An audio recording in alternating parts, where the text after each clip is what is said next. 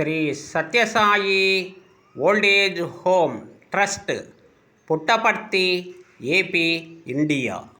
11/3/2026 బుధవారం స్వర్గీయ శ్రీ శారదమ్మ జ్ఞాపకార్థం సందర్భంగా ఆమె కూతురు డాక్టర్ శ్రీమతి టి.ఆర్. ఛాయ గారు మరియు అల్లుడు డాక్టర్ శ్రీమాన్ రవీంద్రనాథ్ గారు ఆశ్రమంలో నారాయణ సేవలో భాగంగా అన్నప్రసాద వితరణ ఏర్పాటు చేశారు.